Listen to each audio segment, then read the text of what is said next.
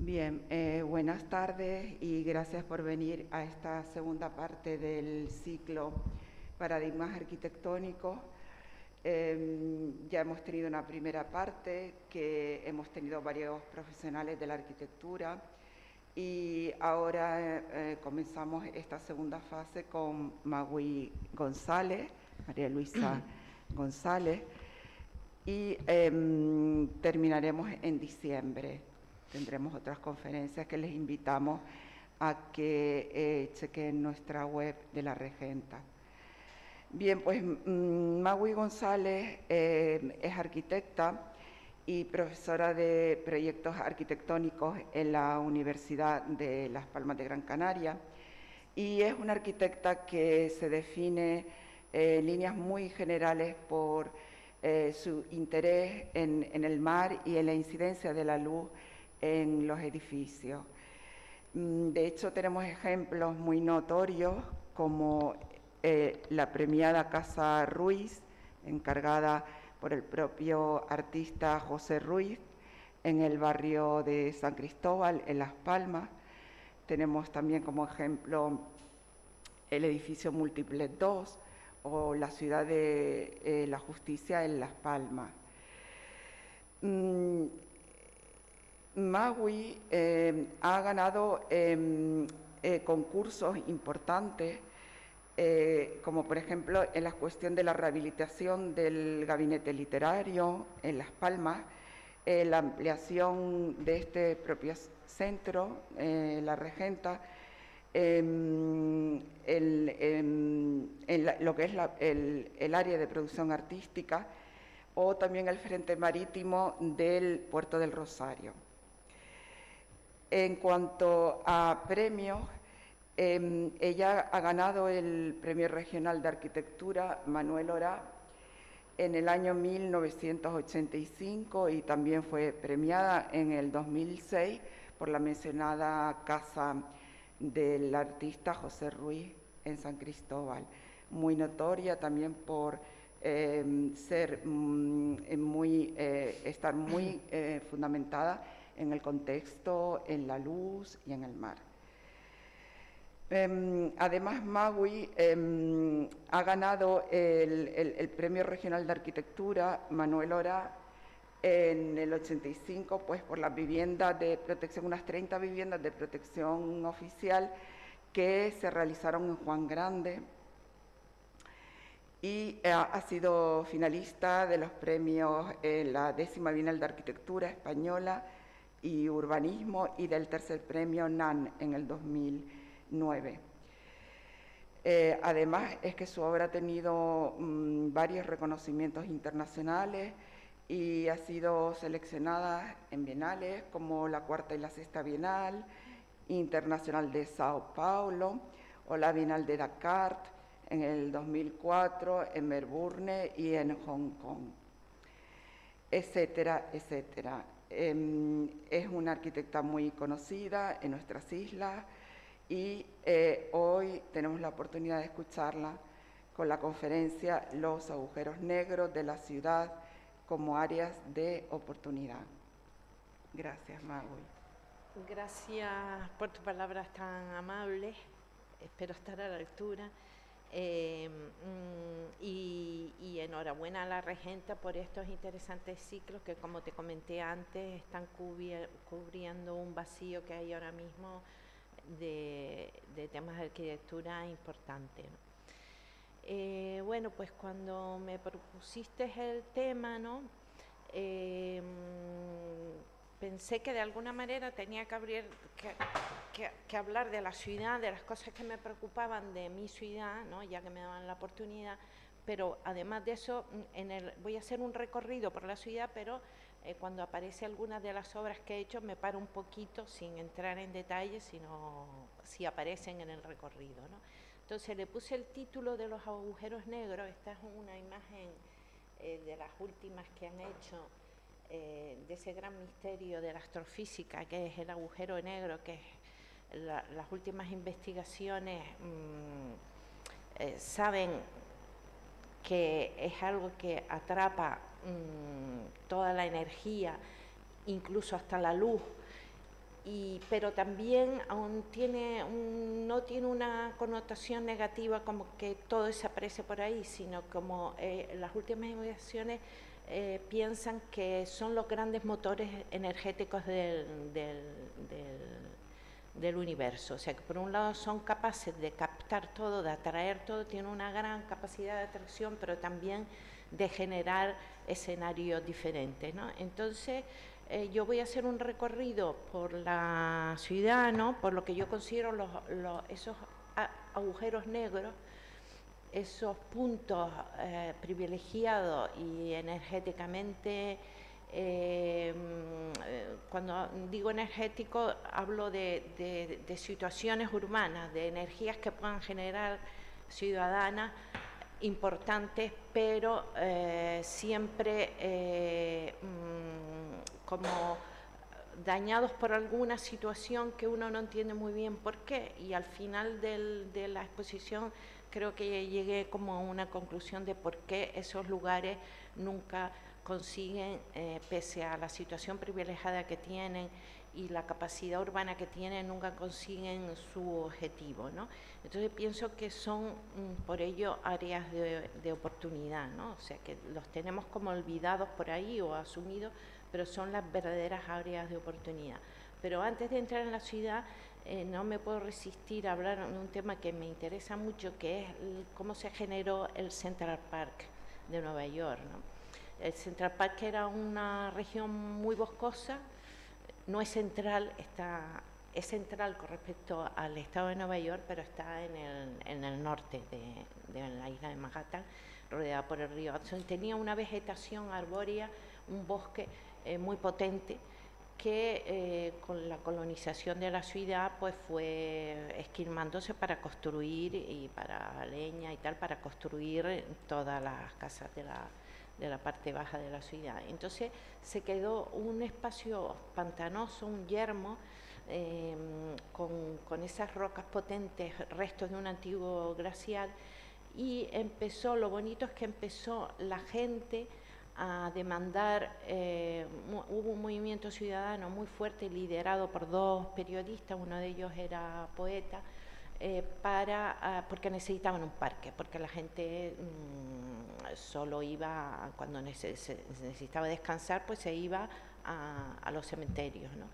Y entonces, pues gracias a la presión ciudadana que se sumaron, que cosas que solo ocurren en Nueva York, ¿no? O en Estados Unidos, se sumaron grandes empresarios para ayudar y tal, bueno, pues se convocó un concurso que ganó Olmsted. Esta imagen ya es de los años 30, ya se había comenzado la construcción del parque, duró muchos años, pero todavía había restos de chabolismos de la Gran Depresión y tal, o sea que una cosa que se prolongó mucho en los años. Se la debemos a él, a Austen, a mediados del siglo XIX, que se considera el primer arquitecto paisajista, junto con otro que ahora no me acuerdo, Campbell Knox, que era más arquitecto, ¿no? Y con un gran equipo de agrónomos, de ingenieros que hicieron una excelente labor de drenaje. O sea, hay un parque de estas dimensiones, un corredor verde de estas dimensiones, que tiene 4 kilómetros de ancho, 4 de largo por 800 de ancho, 800 metros. No es una tarea de ir a plantar un arbolito, un jardinero, sino requiere una infraestructura de ingeniero muy importante, ¿no? Pues vamos al fondo el gran reservorio de agua, los caminos. Pero lo bonito es eso, que fue por la iniciativa ciudadana, y atrajo inmediatamente a su alrededor a todos los neoyorquinos y a las grandes fortunas, a los Rockefeller, a las grandes empresas. Entonces, lo bonito es que empezó a crecer los árboles a la misma vez que crecían los rascacielos, ¿no? O sea, de ser un pantano, de no ser nada, fue un enorme atractor donde todo el mundo quería vivir, y donde los neoyorquinos que le tenían miedo a la altura de la parte sur de Manhattan, era el modelo europeo inglés de casita con un patio delante y patio detrás, jardín delante y tal, o sea, casitas de 2 plantas, máximo 4, sin embargo todos querían vivir y se intensificó, o sea, lo cual quiero decir que esta idea de los corredores verdes que ahora mismo están reclamando todas las ciudades, no solo es un tema de salud y de esparcimiento ciudadano, sino que realmente tiene un beneficio económico bestial, ¿no? Y ahora veremos otros ejemplos, ¿no? Entonces, ya es un parque donde fuertemente arbolado, usted eligió especies arbóreas cercanas del río Hudson propias de ese ecosistema, y aunque hay carreteras dentro, están diseñadas como si fueran trincheras, de manera que no se ven, o sea, los árboles lo tapan todo, ¿no? Y solo está dominado, los únicos elementos que vemos así destacando son los 2 reservorios de agua gigantes, donde la gente puede hasta pescar con tal de volver a echar el pescadito otra vez al agua, ¿no?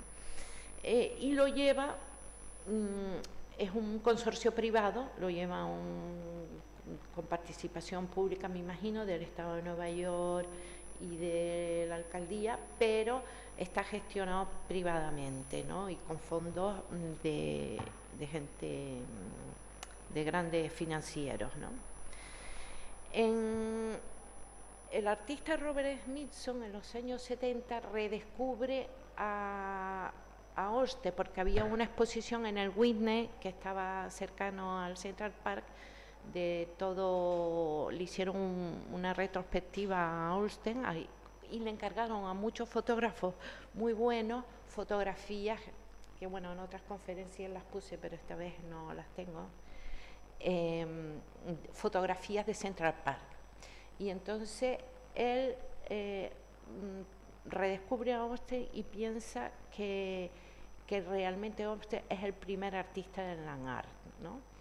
Como saben, Smithson es uno de los grandes artistas del land art también, pero él piensa que Holsten un siglo antes, dice, por solo la acción de mover esas toneladas de tierra, pues se movieron miles de toneladas de tierra con burros, porque en aquella época no había tractores ni camiones grandes, ¿no? Dice, solo por esa acción y la manera en que modeló la tierra, recordemos que Robert Smithson es el autor de la espiral Yeti, ¿no? Y que toda su obra gira en temas de cómo la tierra, digamos, muta a lo largo del tiempo, ¿no? En el envejecimiento de los residuos, ¿no?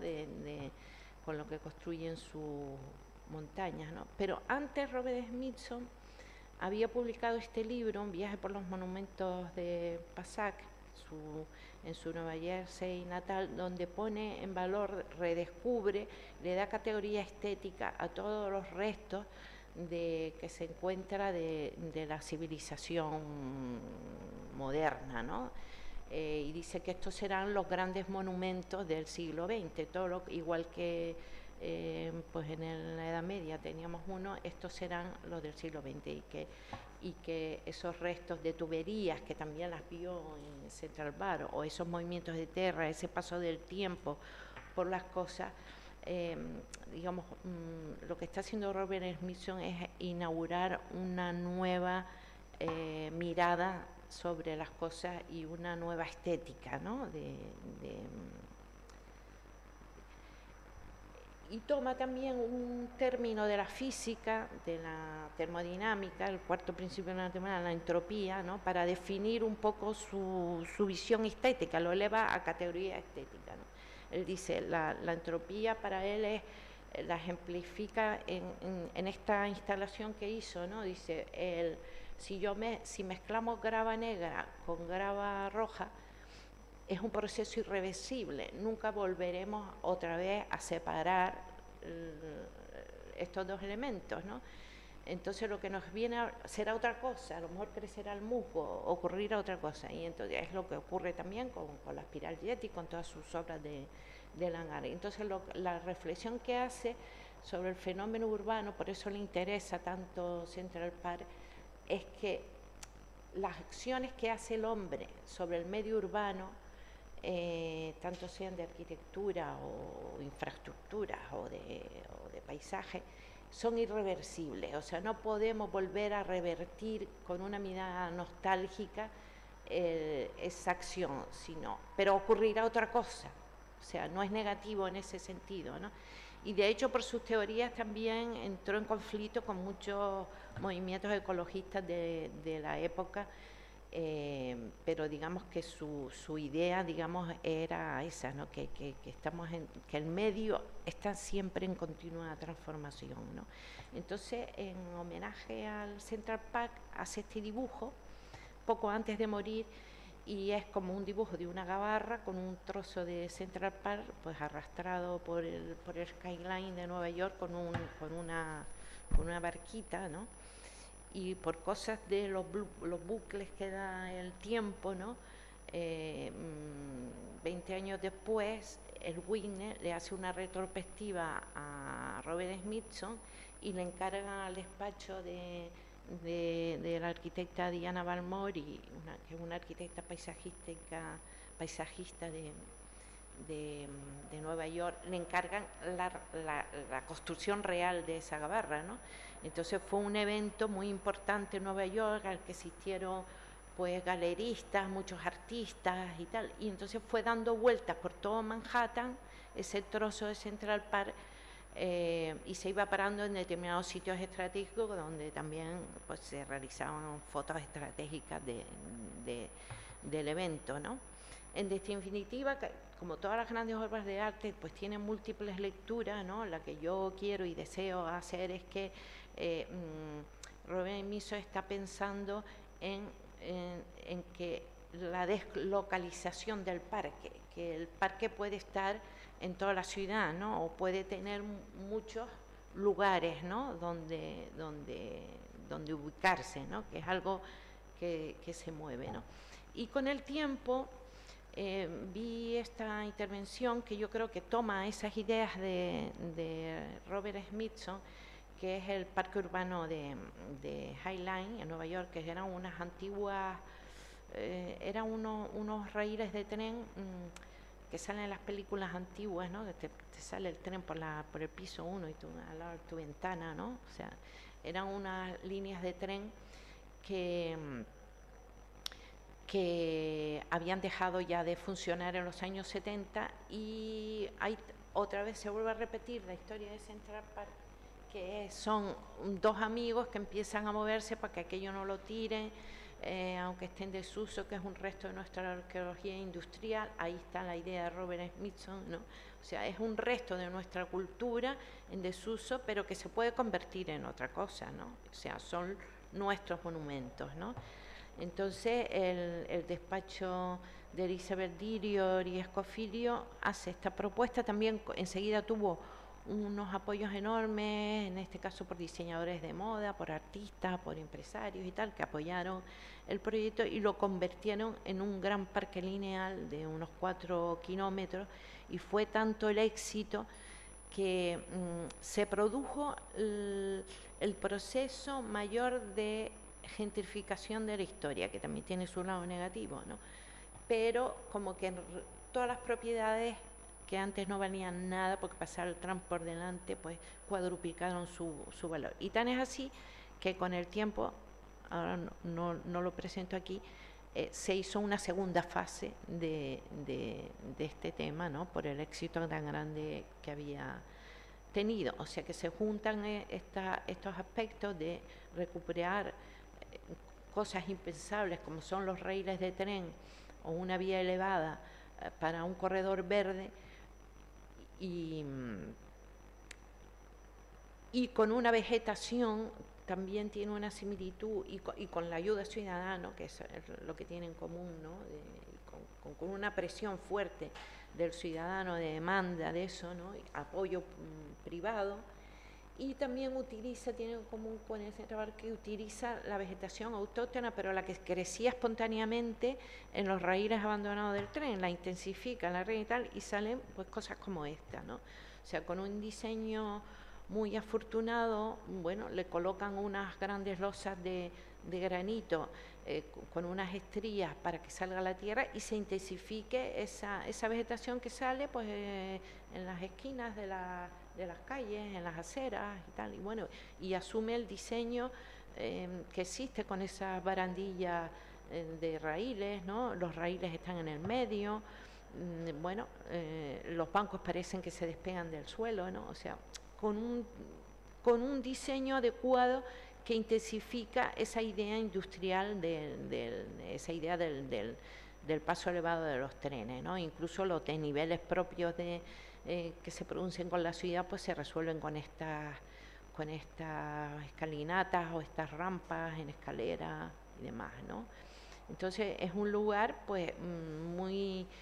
ahora mismo la segunda atracción turística de Nueva York después de Central Park, donde se puede estar leyendo, jugando, corriendo, y antes no era nada, ¿no? Entonces, con esas ideas en la cabeza de Robert Smith y esto que había visto, pues me hice mi propio tour por los monumentos del Guiniguada, salí desde Vegueta, que es mi casa, y empiezo ya a señalar el primer punto negro de esta ciudad, que tiene una energía enorme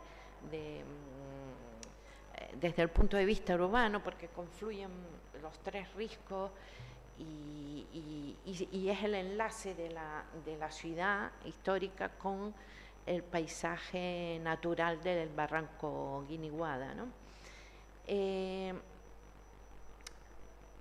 Señalo ese punto en rojo, que es el punto límite entre lo que es la autovía y el barranco natural, porque es el que considero de mayor interés, porque el otro, que también taponó el barranco Guiniguada, podrá tener su evolución, pero es más fácil de resolver y ya hay más gente, digamos, incidiendo en el tema, ¿no?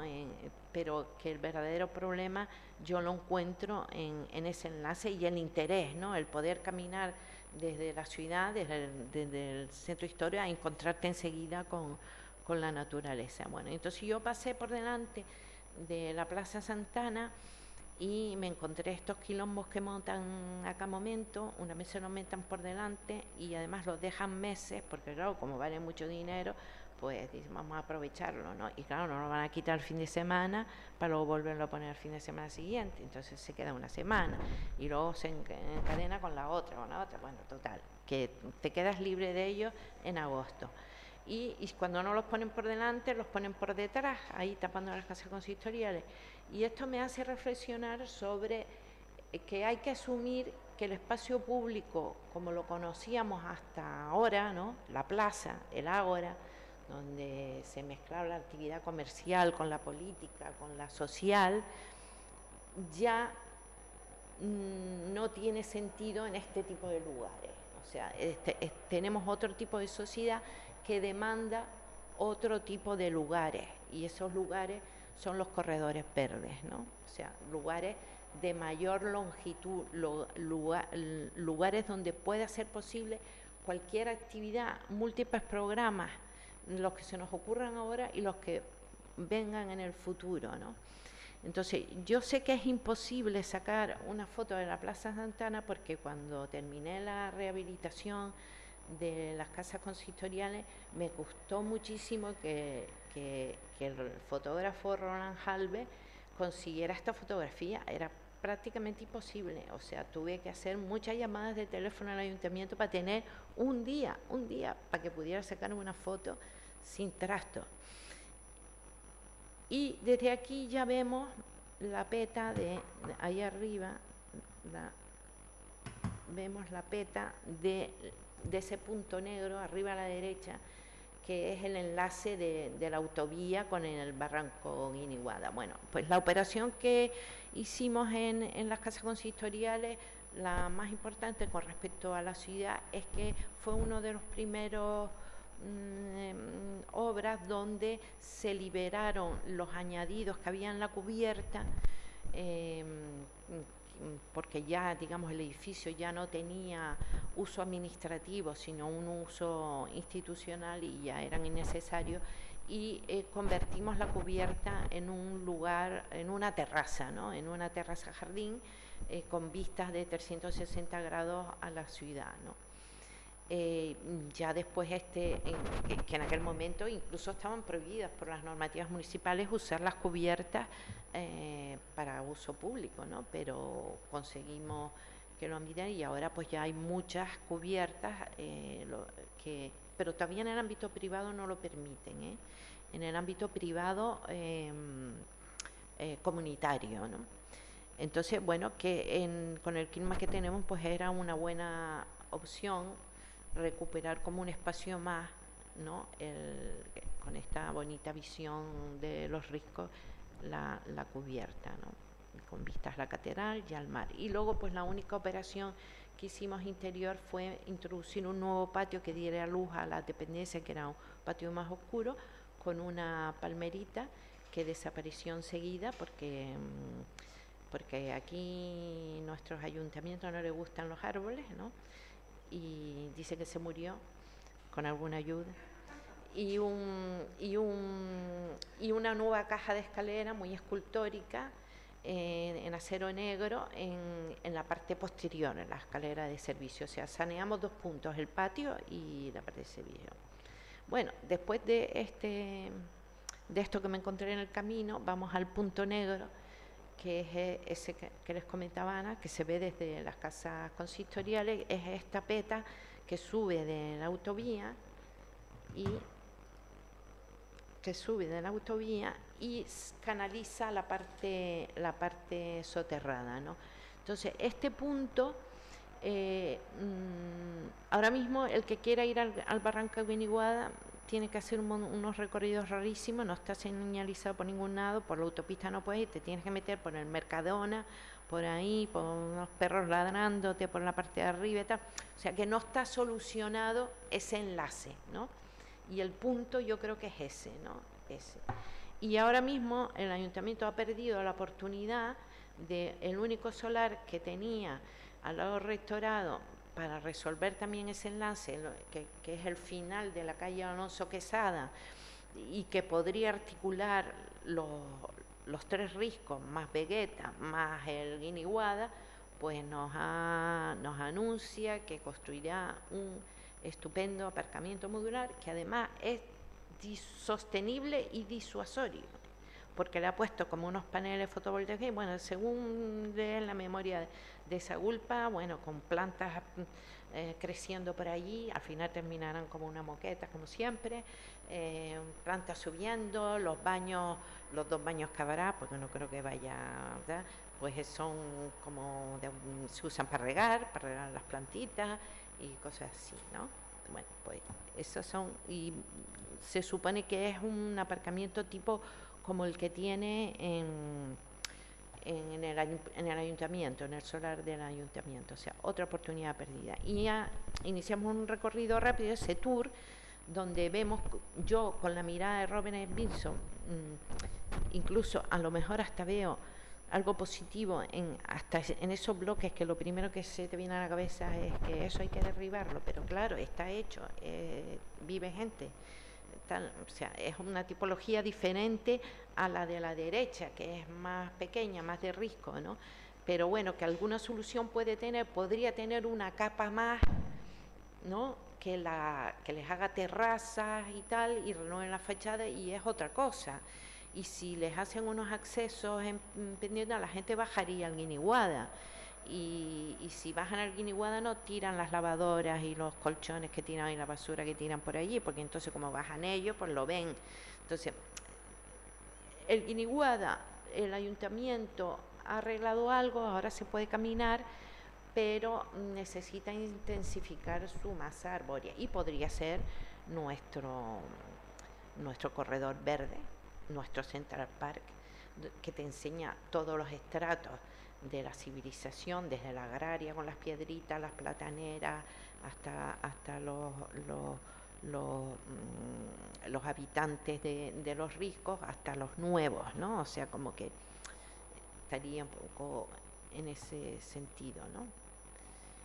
Y nos encontramos cosas así bellísimas, como estratos de muros que nos recuerdan a la historia propia de Vegueta, ¿no? Porque esa piedra amarilla, el canto blanco, son canteras con las que se hicieron todas las calles, toda la las casas de Vegeta, ¿no?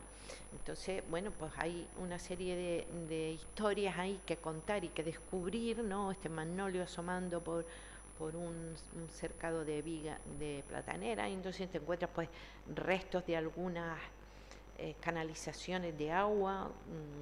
El ingeniero León Castillo hizo ahí un proyecto, era digamos, el Guiniguada era el que abastecía de agua potable a toda la ciudad, ¿no? Entonces hay toda una ingeniería oculta, súper interesante, de canalizaciones y de grutas y de pozos de agua que merece la pena ponerlo en valor, ¿no? Que son nuestros monumentos. O estas extrañas tuberías, ¿no? Que hay por ahí, de repente te las encuentras cruzando.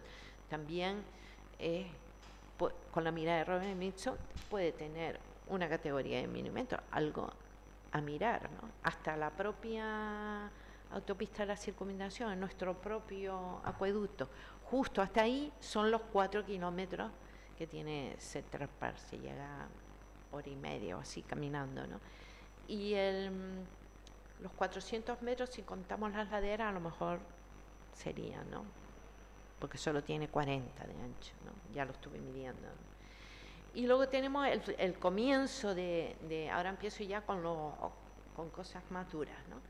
El comienzo de esa avenida, independientemente de la solución que pueda tener, que la tiene seguro,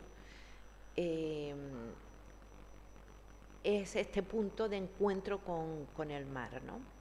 Que en los años, yo creo que fue no me acuerdo cuándo fue, pero yo creo que fue en el 2000, por la presión ciudadana también se derribó el Escaletri, porque tapaba la vista del teatro y tal, y había aquí como a la izquierda pues unos centros comerciales enterrados, ¿no?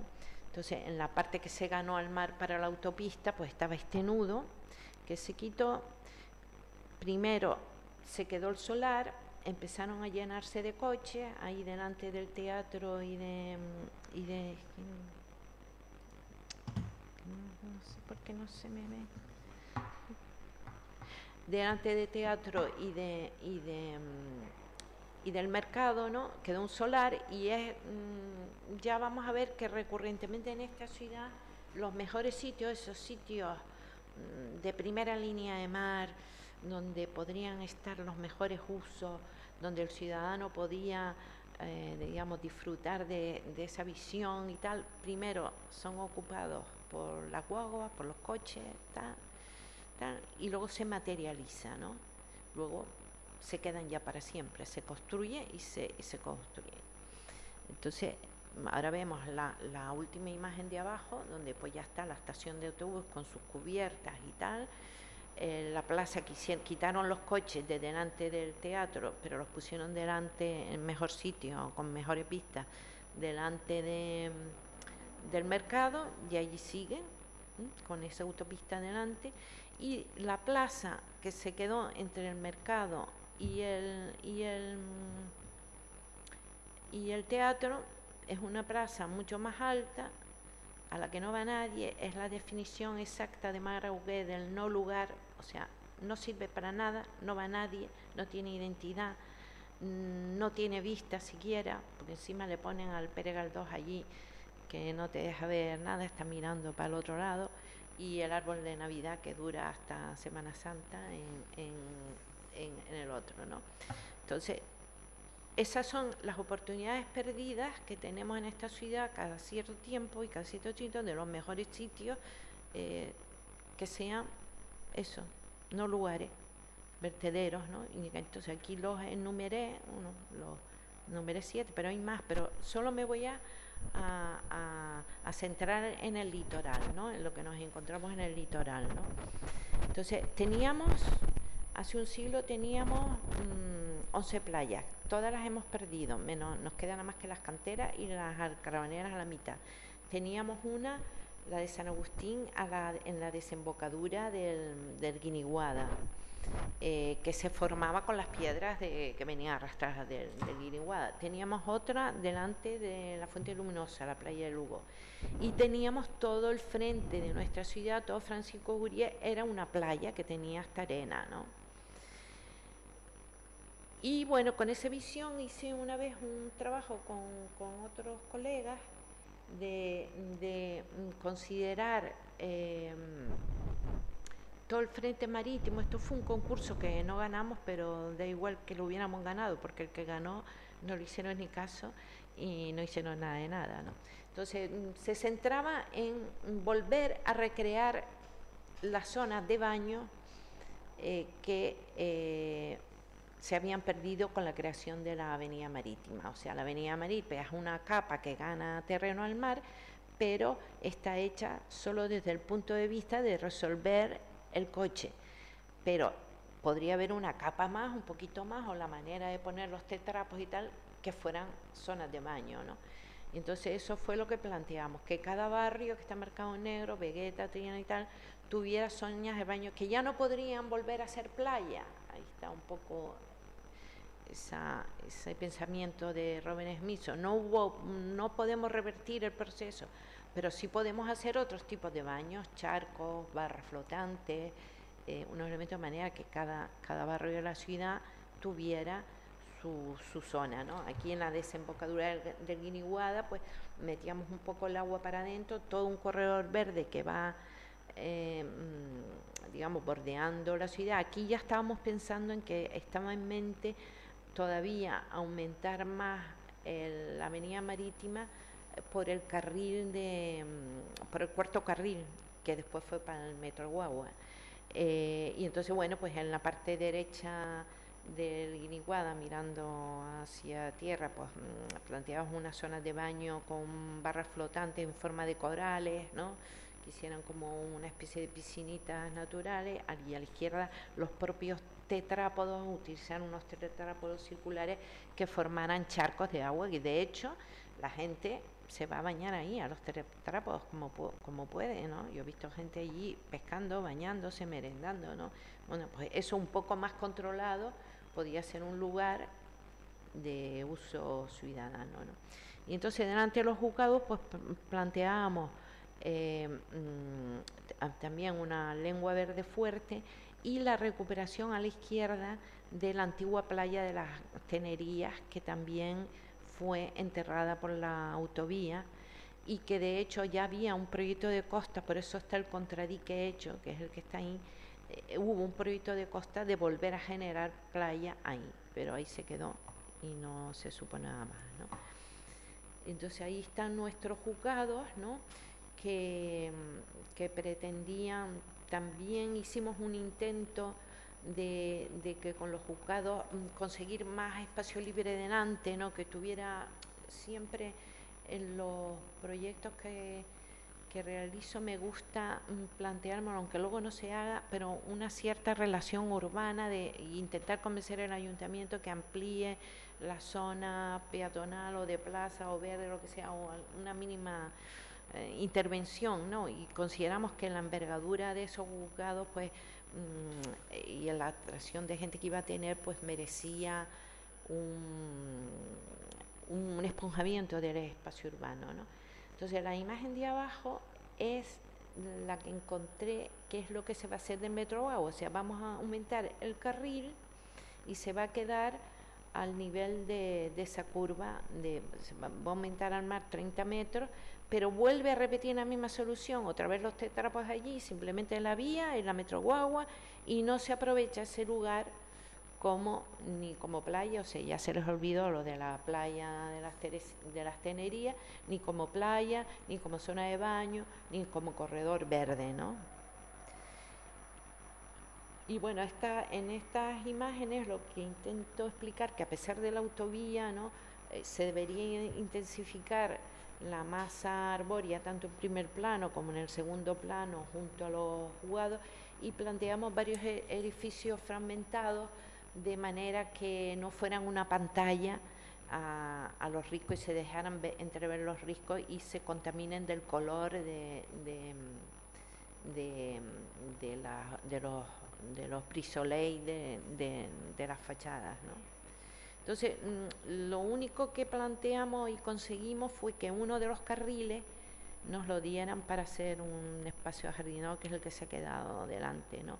Pero lo que pretendíamos es que la plaza de delante se uniera al cementerio y se desviara el tráfico por donde está ahora mismo la gasolinera, que ya hay una normativa que en el año no sé qué ya tiene que estar toda la gasolinera fuera del casco urbano, ¿no? O sea que bueno, aquí pues tiene ese volado que da una sombra y que mira hacia Vegueta, ¿no?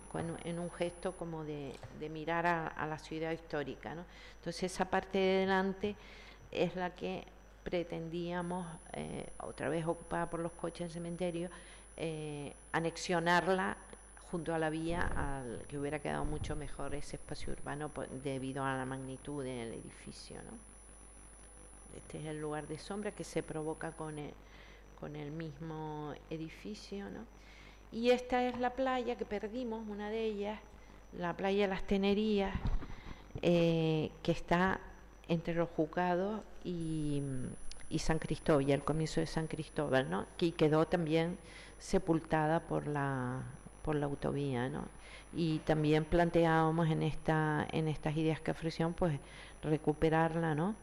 Y en San Cristóbal lo que propusimos en ese pequeño poblado es, además de la marina deportiva que siempre están diciendo que van a hacer, pero no sé si la harán, ¿no?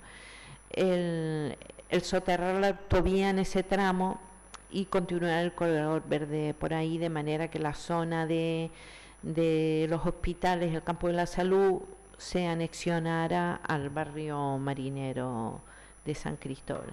Aquí está la Casa Ruiz, del artista José Ruiz, que cuando la comenzamos, esa parte era de Callados, y luego el ayuntamiento peatonalizó la zona, el dominio público, pero como ven, la casa toda mojada, ¿no?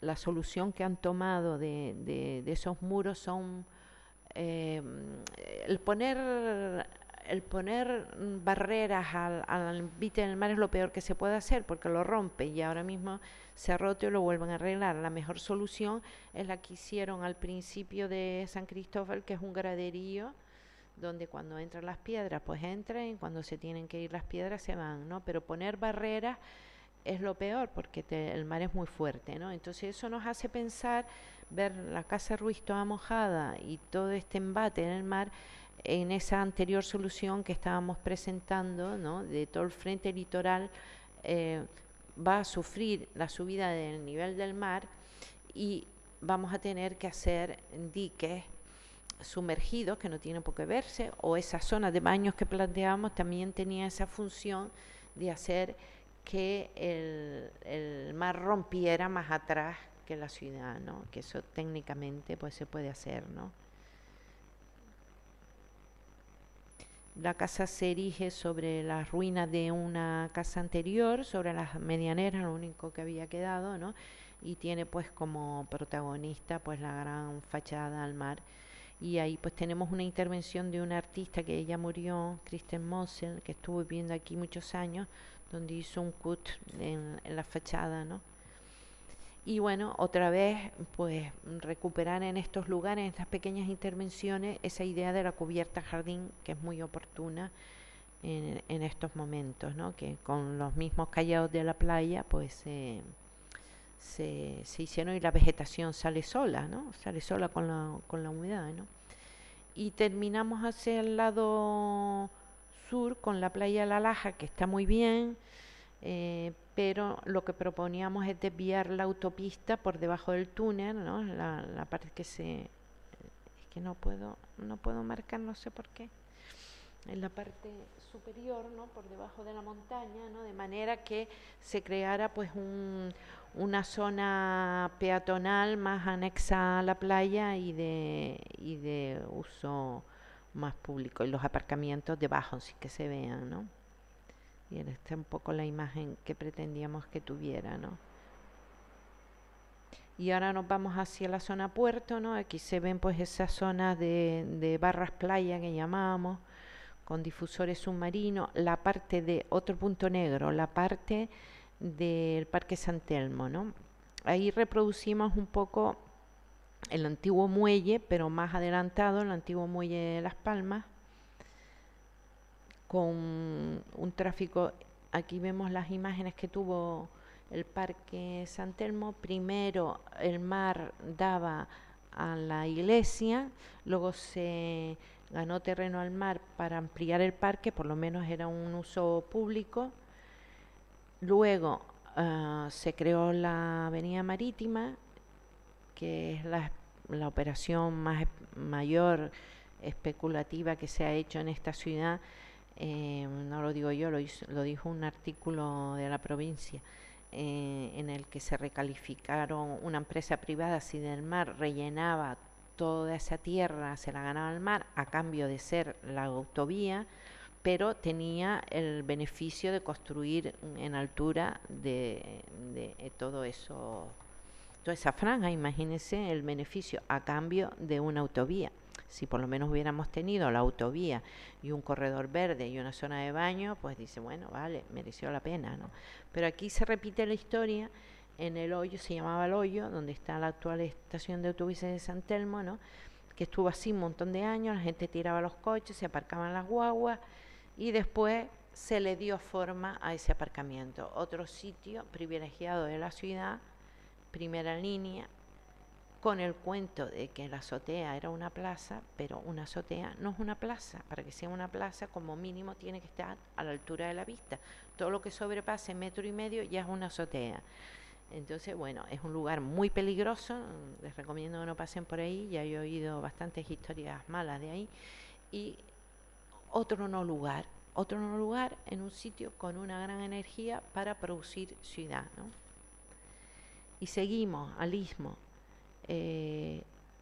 Todos tenemos esta imagen siempre en la memoria colectiva de que en el Istmo los dos mares se unían en algún tiempo, y no se trata de volver al pasado, sino de darnos cuenta de esa realidad de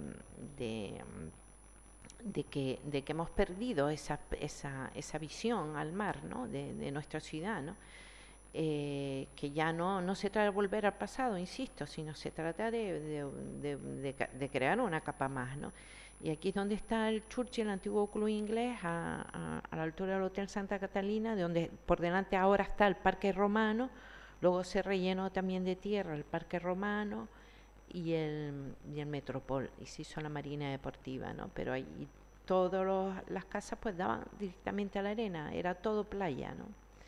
Y bueno, esto es un bucle que hice, me metí un poquito para adentro para ver la regenta, el concurso que ganamos y que terminamos el proyecto, pero se paró por la crisis económica, ¿no?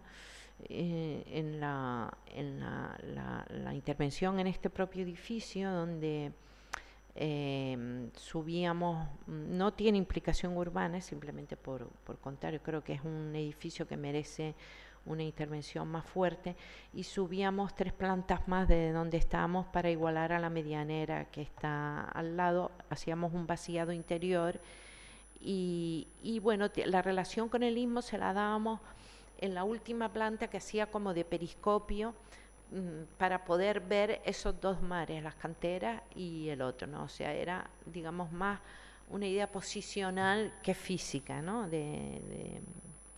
Y bueno, lo planteamos como inspirados en que esto fue una antigua fábrica de tabaco, como si fueran cajas apiladas, ¿no? Desplazadas unas de otras para permitir la entrada de luz, y se planteó como espacios multiuso de mucha altura y que pudiera usarse pues para todas las necesidades que quisiera indistintamente: biblioteca, salas de exposiciones, talleres artísticos, ¿no? O sea, es un programa intercambiable que puede permitir cualquier uso.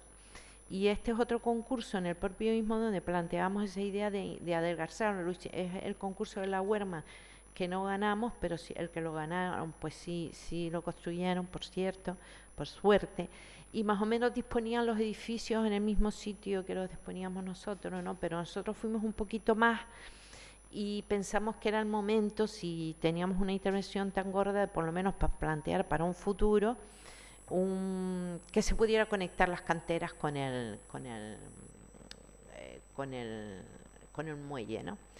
Y entonces, bueno, pues en lugar de ampliar eso, que es lo que hace el ayuntamiento, y poner el acuario delante, nosotros mordíamos para hacer una marina y adelgazar el istmo, ¿no?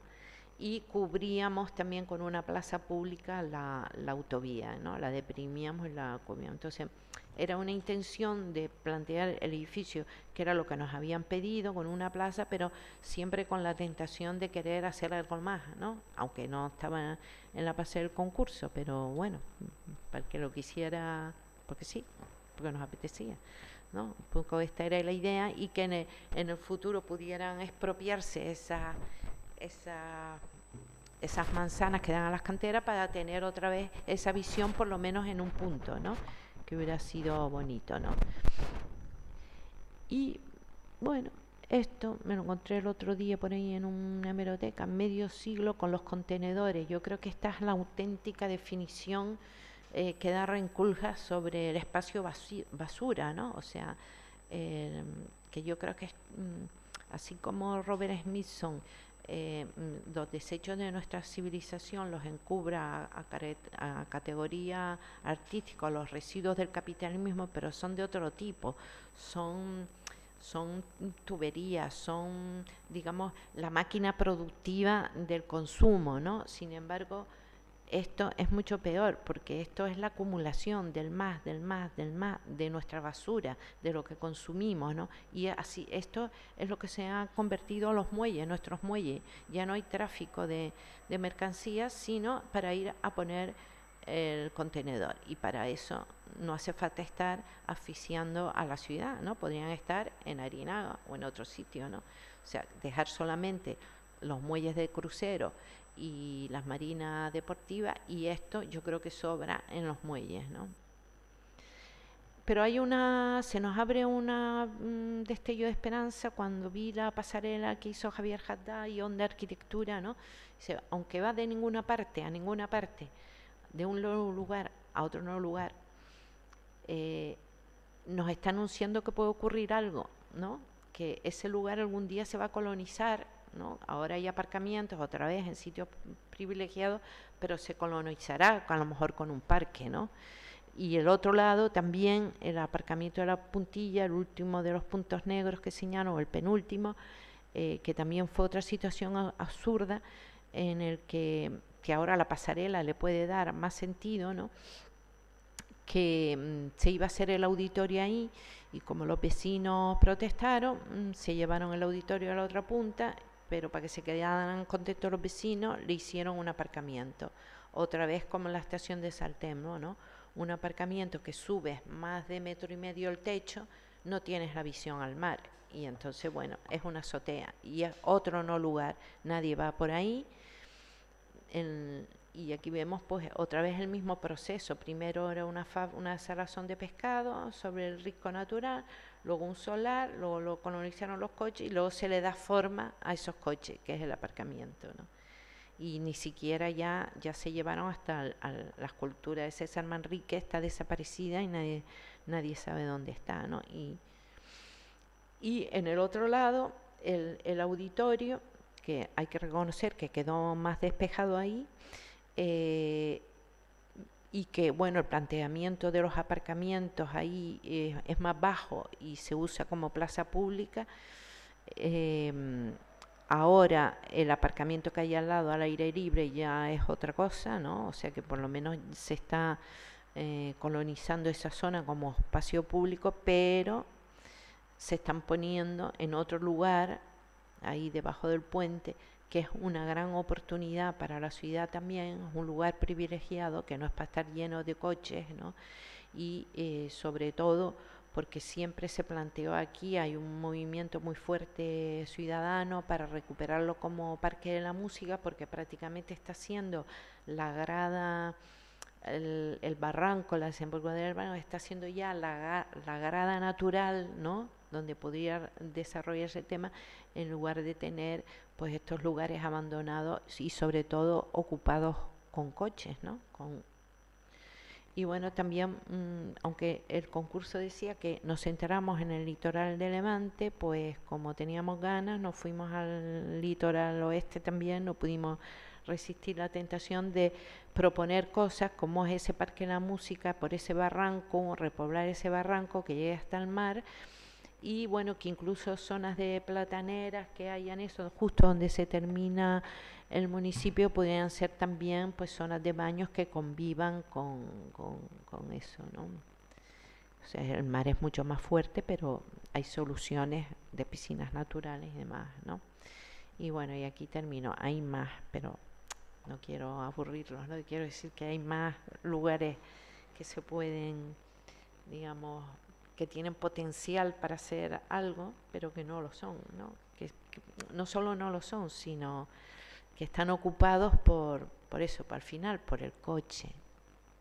Dice, ni siquiera por un hotel, sino por el coche, ¿no?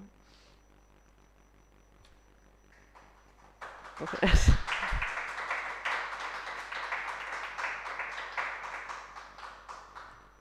Pues nada, admito sugerencias.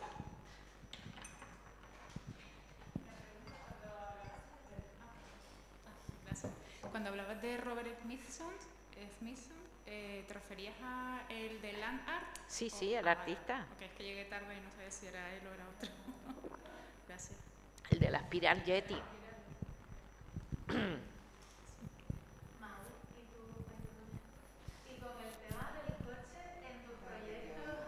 A ver, porque no creo que sea algo tampoco, pero en tus proyectos todo el tema del coche, que obviamente lo estamos eliminando de la ciudad, pero va a seguir estando porque es algo que, en fin. ¿Cómo propones solucionar ese tema? ¿O es algo...? Bueno, vamos a ver, de entrada bajo tierra, siempre que se pueda, escondido, ¿no? O sea, por ejemplo, todos los ejemplos que hemos visto, dice, bueno, si por lo menos lo hubieran metido bajo tierra y encima hay una, por ejemplo, la plaza del auditorio no está mal porque dejó como unos agujeros de donde salen las palmeras de abajo, pero ya no están, ya las mataron también. Pero que, digamos, puedes plantear aparcamientos subterráneos que dejen todavía zona para alborar la parte de arriba, ¿no? Pero lo que es absurdo es la estación de San Telmo, ¿no? Ponerle ahí 3, 4 metros y decir la plaza sí, lo de y sobre arriba. todo porque son como una extensión, claro, que también yo siempre pienso que deberíamos de adoptar sistemas más en altura, claro, en puntos estratégicos, no, pero como que es un tema súper importante. Totalmente de acuerdo, es preferible, por ejemplo, el aparcamiento de la puntilla, pues te compras un solar por ahí, una manzana y haces 5 plantas de aparcamiento, ya está, pero dejas esa zona de enlace entre las canteras y el Confital, que es precioso, ¿no? O sea, como que se ha quedado ahí un aparcamiento que encima es inaccesible porque tienes que bordear toda la isleta para meterte ahí, ¿no? Y es absurdo, ¿no? Creo que es un tema como que parece que es más, ¿cómo diría?, menos agresivo cuando es en horizontal, claro, y mentalmente parece como que un edificio solo de coches es como algo que, creo, como que sería como que se entiende como, solo un edificio, pero yo creo que en altura sería, no sé, plantear... Sí, yo estoy totalmente de acuerdo contigo, o sea, es preferible ir a la altura y despejar suelo, ¿no? Porque, por ejemplo, el solar del Rectorado, bueno, ahí es en altura, pero oye, es que ese sitio era necesario. Yo no lo sabía, la verdad. Ese sitio era necesario particular la ciudad, ¿no? Para poner un aparcamiento, ¿no? Sí. O sea, seguro que hay otro solar por algún sitio donde se puede resolver en altura. Sí. Y luego también me surgió, pero yo siempre me llama mucho la atención que como que en Las Palmas hay muchísimos, estos son los principales, pero como muchísimos puntos que no sé si para ti serían agujeros negros, que son todos estos terraplenes que encuentras cada 2x3 entre edificios y demás. que a mí, por ejemplo, mi postura es como que no sé si tú los considerarías en este sentido como oportunidad, o decir, mira, es que hay lugares que la ciudad tiene que respirar, que simplemente tiene que estar vacío, no tiene que haber nada.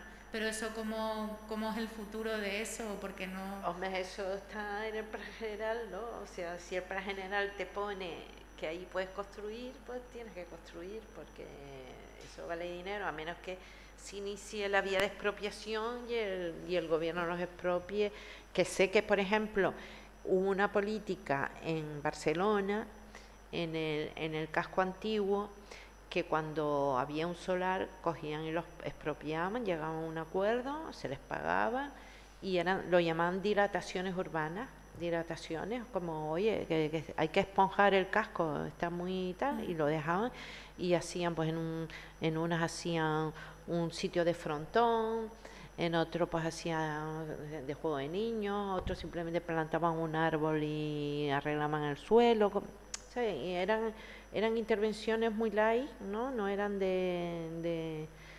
mucha inversión, ¿no? Pero con un poquito de tierra y un árbol es suficiente, ¿no? Simplemente para respirar.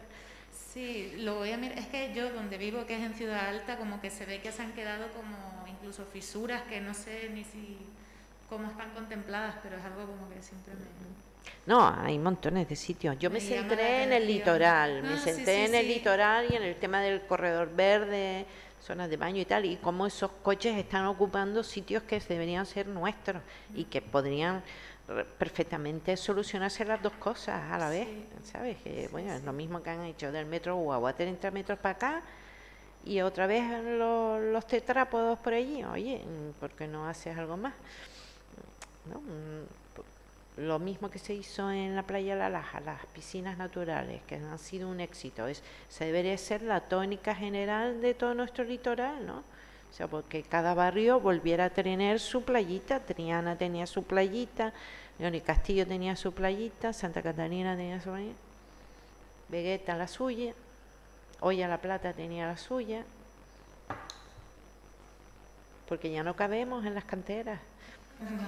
No, sí, como que todos los bordes de la ciudad son oportunidad también hacia adentro, está claro. No, y lo mismo que continúa, las canteras debería continuar hacia el norte también, con otro tipo de playa, porque allí no puedes hacer playa de arena, pero debería la zona esa debería extenderse hacia el Parque de la Música y todo eso, ¿no?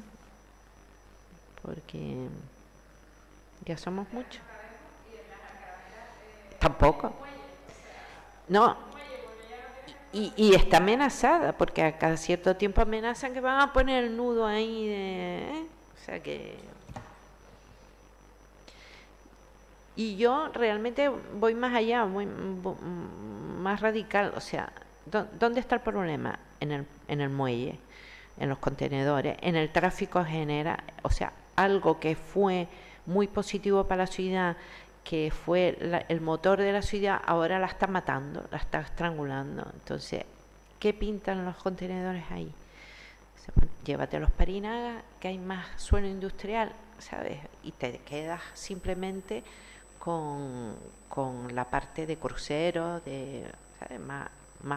Pero estamos sufriendo una presión bestial por el tráfico de mercancías que no nos toca. Que eso es también lo que quieren hacer en Tenerife y lo van a conseguir. Pues en Tenerife se hicieron el muelle Granadilla precisamente para recuperar todo el litoral, y ya han empezado con la playa de Valle Seco, que va a quedar genial porque está allí al lado de la ciudad, ¿no? Pero tienen intención de sacar todas las cosas fuertes del muelle, llevárselas a Granadilla y quedarse solamente con cruceros y turismo insular, ¿no? Pero aquí hablas tú del puerto y es como cuando hablas del turismo. No se puede tocar. Eso no se puede tocar. Ni el puerto ni el turismo. Todo, sí, es como incuestionablemente. Nada. Todo lo que asuste a... ¿sabes? Sí, es como tocar los pilares. Sí, como que no se puede decir nada. ¿Sabes? ¿Verdad? ¿Sabes?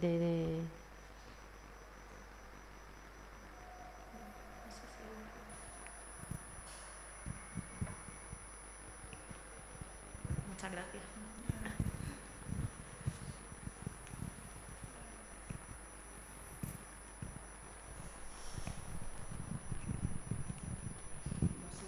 alguna pregunta en la red?